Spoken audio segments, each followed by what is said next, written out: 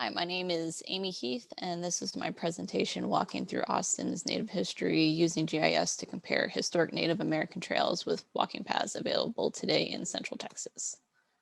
And that's me. My background is mostly in GIS. I also have a bachelor's of fine art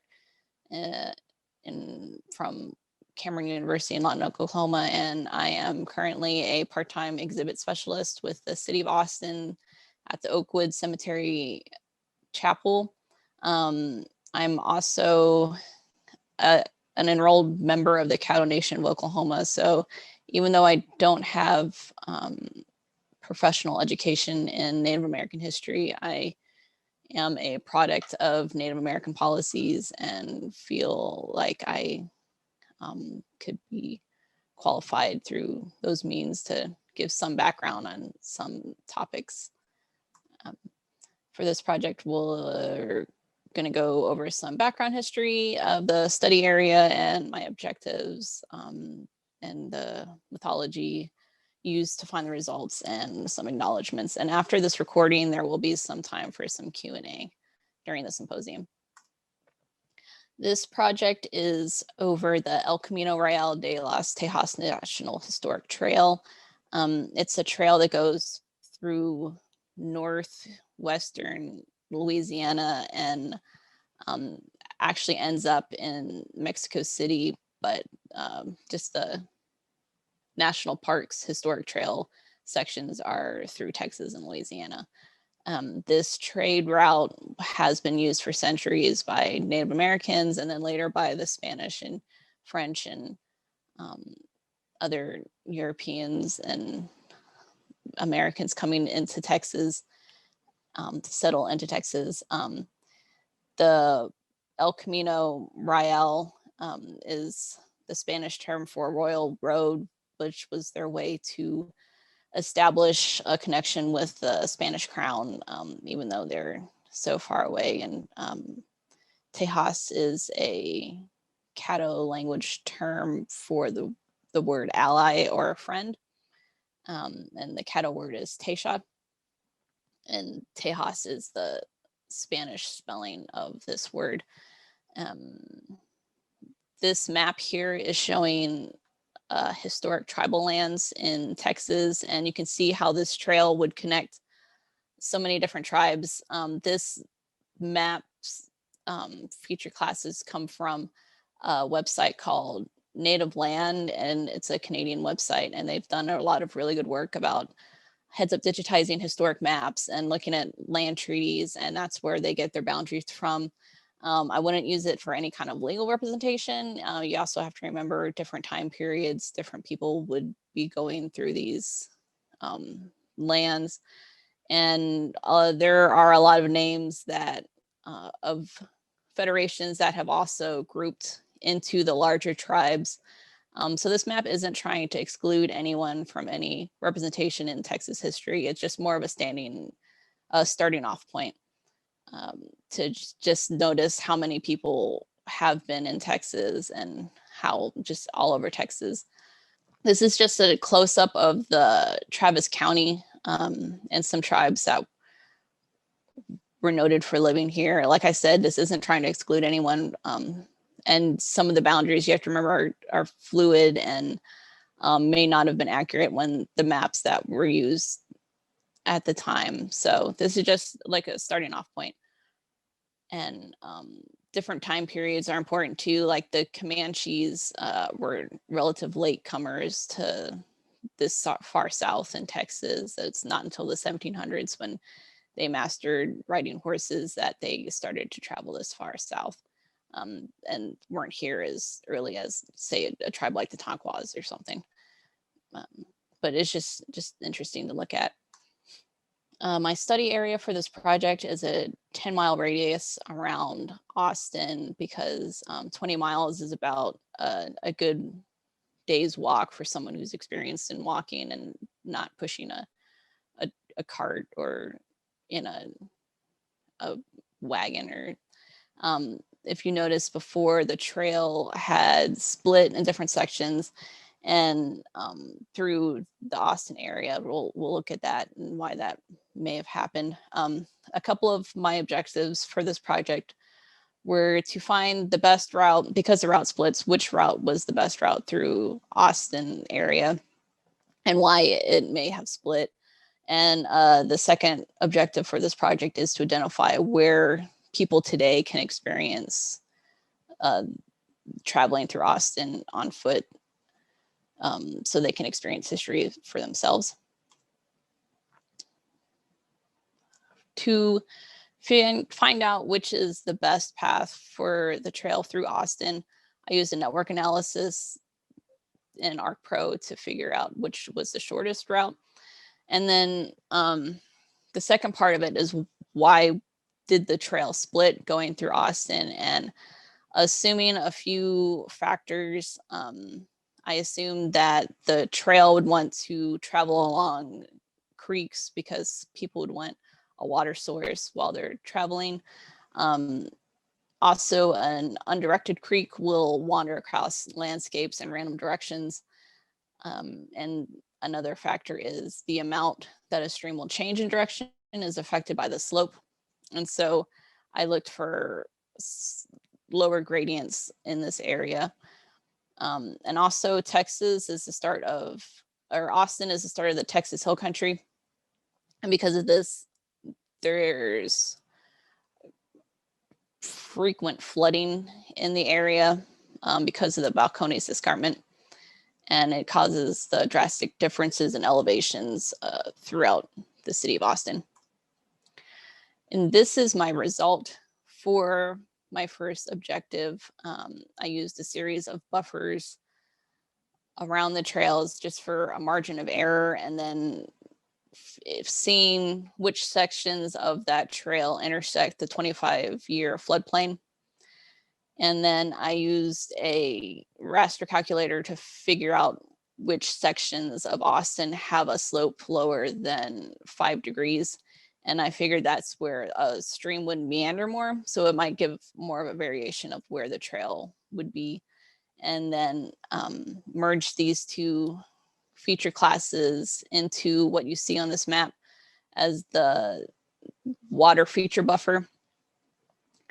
And that's the yellow striped lines that go through the trail. And if you notice, the sections that don't have the water feature buffers don't diverge. And so my interpretation of the analysis is that the trails split because of possible flooding, or because the creeks may have changed in directions. The first objective of which route would be the shorter route. This purple line here, it would be the faster route through Austin. I'm using a USGS 1896 map because it's the first, the oldest USGS map that I could find for this area. And it could have possibly been a map that people who were still walking on foot may have used. Since I work for the Oakwood Cemetery, which is in this area, a lot of these people who in the 1890s, this was a pretty active cemetery. So a lot of people walking along this trail have been buried in this cemetery. My second objective for this project is to identify where the trail is in today's maps and how people can use them themselves. I also painted this little painting. I just wanted to put that in. It's from a section of Walnut Creek Park that I was going down, and just a little painting. For the second objective, I used a network data set for the sidewalks to figure out where somebody could actually legally walk there. Otherwise, you'd be walking through people's backyards, or there's also certain designated spots along the Colorado River that people can walk along. So that varies quite a lot from the original path. The sidewalk network that I used, for the past year, I've been an intern at Capital Metro Transit Authority, and part of my job was to edit the sidewalk networks that they use to figure out the distance between bus stops. and how long it would take you to get from stop to stop. And so this network data set is something that I've been editing for the last year. And so it's pretty up to date, even though there's still a lot of construction in Austin that hasn't been re-edited. And these are some profile graphs of the historic trail and the current day trail. And it just gives another description. It gives another, the profile graphs here are just another representation of just how much the elevation in Austin changes. And so you can see, like down here is like the Colorado River, but just shows how hard it would be walking up and down through Austin through the different elevations. And this is the result map for where you can experience this trail today. As you can see, the red trail is the historic map and the different sections of this map, of this trail that go through Austin. The purple is the current day sidewalk networks that you could walk. That's the closest that you can get to the trail today. And so it's pretty interesting. And just seeing where the trail is today. Like I used to live off of East 51st Street. And so this trail basically went through my neighborhood and I had never heard of it. And I've lived in the Austin area for 10 years. So I just think it's interesting to see what this area might have been like before. And the National Park Service, these are two locations that they recommend people visiting: the Montopoulos Bridge and McKinney Falls State Park, which is over here. So it's pretty close to where the trail is. And it was probably, possibly a camping spot for people using the trail. And McKinney is actually buried in the Oakwood Chapel Cemetery that I work at. So it's just more of a connection to people actually using the actual people who use this trail too. And this is some more current and future interests. There is a El Camino Real de las Tejas National Historic Trail Association in downtown Austin. And they work with promoting the trail. But like I said, I had never heard of them before. So hopefully this project kind of gets other people interested too. And the association has been trying to connect the trails through hiking trails that people could actually use today. And the National Park Service just came out in December with this news release about creating a trail route from Austin to San Antonio, but they call it the Great Springs Project, and they don't really mention the El Camino by name. It's more of a recharge zone for the Edwards Aquifer, but it would essentially be the same thing. It would be along the same route between Austin and San Antonio. So if they do complete this project, then it would be a great way for people to actually experience them themselves. More future work for this project.